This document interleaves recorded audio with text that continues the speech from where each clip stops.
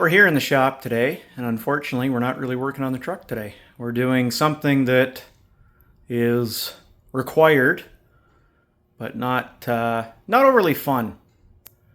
So it's been quite the whirlwind over the last few weeks. Unfortunately, we did lose my brother.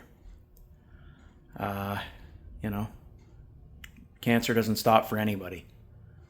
So with that said, we're working on moving on with our own lives, right? So my wife and I have actually purchased another home.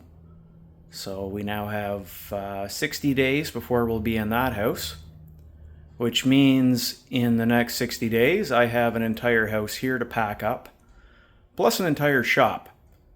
So that's what we're working on today. So we have been here 10 and a half years. And in 10 and a half years, I have accumulated a ton of crap. I don't think any guy who actually uses his garage can say that they do not have a ton of stuff that they've acquired. It just kind of happens.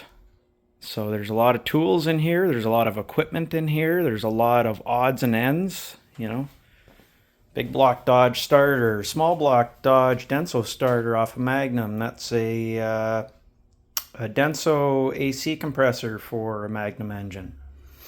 It's my wife's summer tires because I just changed those over. Bunch of assorted bits and pieces, tools, equipment, and everything else. I've taken a cabinet down. That's a Jeep engine. That's another story altogether. But you can see what I'm doing is kind of emptying shelves and emptying cabinets and basically anything I don't need in the next 2 weeks, we're putting in a box or a bin and moving. I don't know. Looks weird in here without, all my stuff.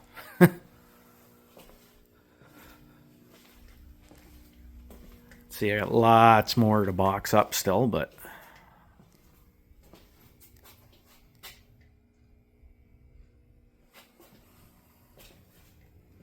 looks weird, I'll tell you that much. At least looks weird to me.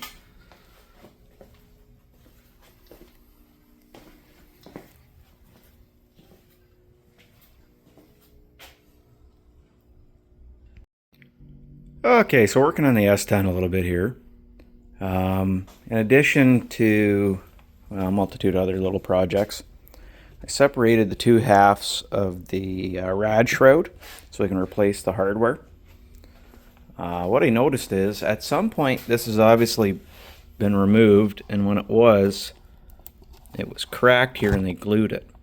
So I'm going to show you how we'll fix that, doing what I like to refer to as redneck plastic welding. Okay, so what we have here is just a regular soldering iron. And what we're going to do is we're going to come into where the problem areas are here. This thing's not 100% warmed up yet. What we're going to do is we're just going to slowly kind of fill in where that crack is. If you want to add a filler material, you can take a zip tie, like this guy here, and you can just kind of take and work it down into there too. And we'll just take our time. I don't recommend doing this with a good soldering iron.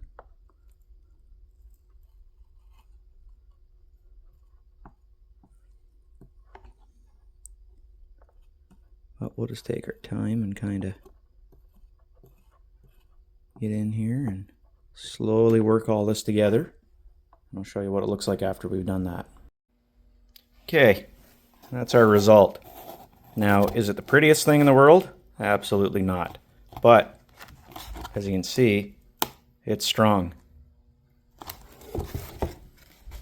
So I just took and cleaned up that little corner and everything too.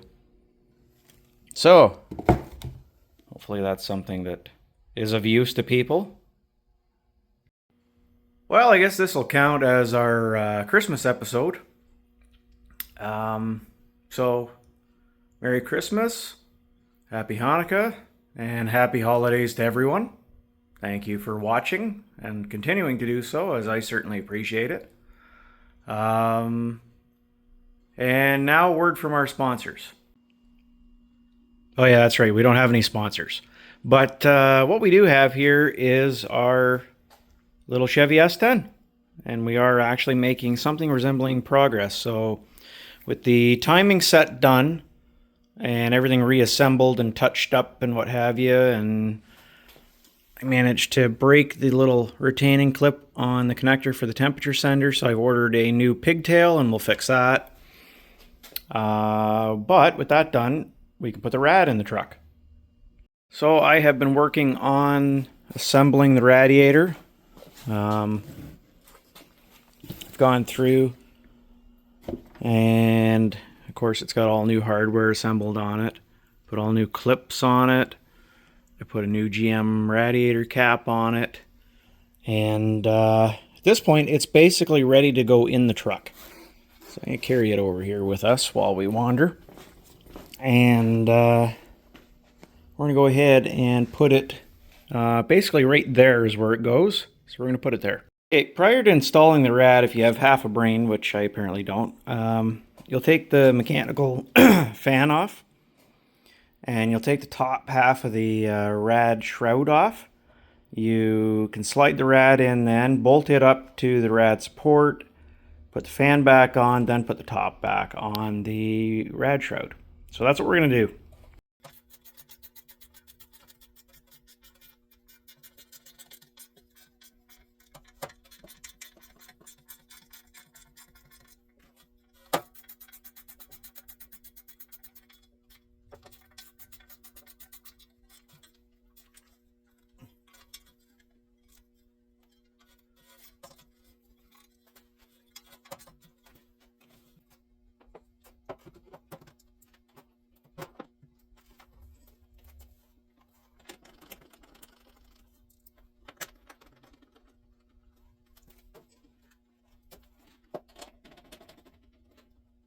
Okay, moving up front here, with the hood prop rod moved out of your way, you'll see there's 3 holes that go across the top of the firewall, or the rad support I should say, sorry. So there's 3 M6 bolts that go in there.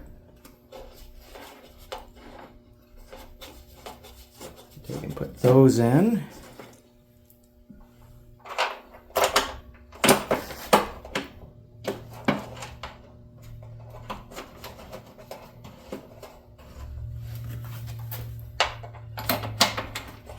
And then we can tighten those up. And that is our radiator installed.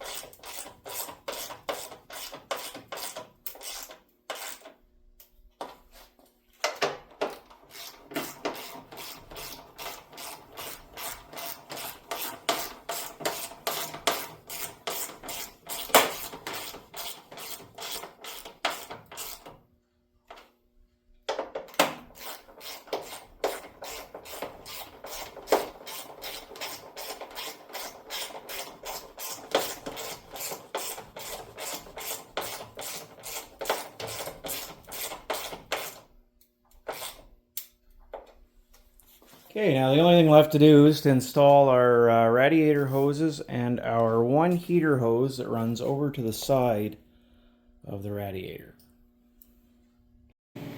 Okay, so that is our hoses ran and tightened up and everything. So I left this one a little bit long because I'm not sure how much I'll have to shorten it or whatever to get it to run the way I want it to once the inner fenders are on. I'm going to see what I can find to actually properly plug these holes for the transmission cooler that I obviously do not need. And then over on this side, I've reassembled the air intake ducting and put our upper rad hose on. You can see I cleaned it all up and painted all that stuff.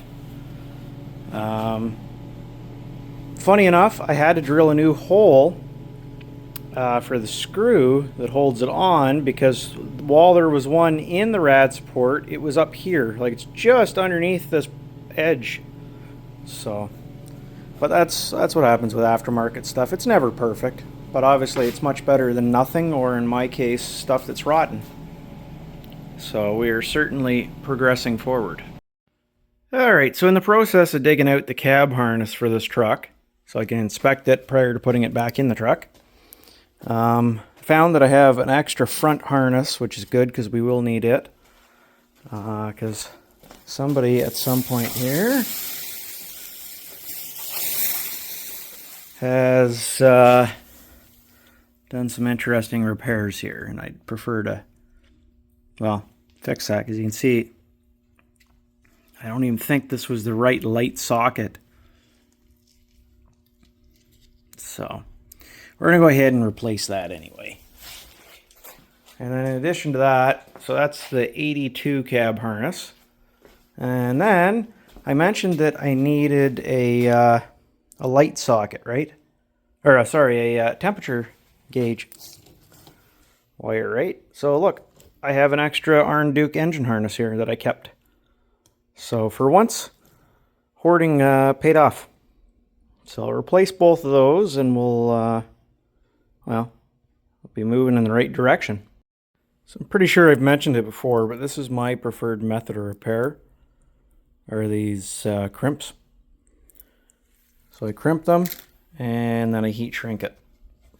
And that was the way I was taught quite a few years ago when I did some General Motors training. That's the way they wanted us to do it. It was a recall for Chevy Malibus with the rear window heater grid. It was melting in the fuse box. Anyway, so that's our repair done, and I tend to stagger them so you don't get that big ball of wires. And we can put our loom back on that, and that gives us two of them that look right and are right. So it's another thing done. Alright, so we are sorting through wire harnesses. This is the 82 harness. And of course, this truck had a lot more options than my 87. And then this is the 87 harness. So this is obviously the harness that we're going to put back in the cab of the truck. But what we're going to have to do is figure out what parts of the other harness we need in order to get the cab light to work and all that stuff, right? And then the other thing we're going to do is we're going to go through here and just double check all of our connections are clean. Which, being a cab harness, they usually are. But there's no sense in us putting something back that might be full of goop still. Like, I'm going to clean the factory goop out. And you'll notice that there's supposed to be two of these clips that retain it into the cab, and one of those is missing, so hopefully we can salvage that off of this harness. Let me have a look here. Nope, it's missing both of them too. Okay, well, we'll just have to make do then, I guess. So that's what we're gonna be working on for the next, well, probably a couple days anyway. So my major resource for that will of course be the factory wiring diagram book, and I'll go through it section by section and ensure that we have all of the wiring that we need, basically. And then after that, I guess what I'll do is I'll put the passenger side inner fender back in the truck, and we can bolt the battery tray in, and I'll have to get a battery for it, and then we can start testing things a little more proper. Anyway, it has been quite a while, I know, and unfortunately that's just how it goes right now, considering the amount of change that's ongoing in my life. And well, the next month is going to be no different, really. There's going to be a lot more changes, but I will allude to those changes until they occur, and then we'll talk about it then. So anyway, thank you for watching, and hopefully we see you back again.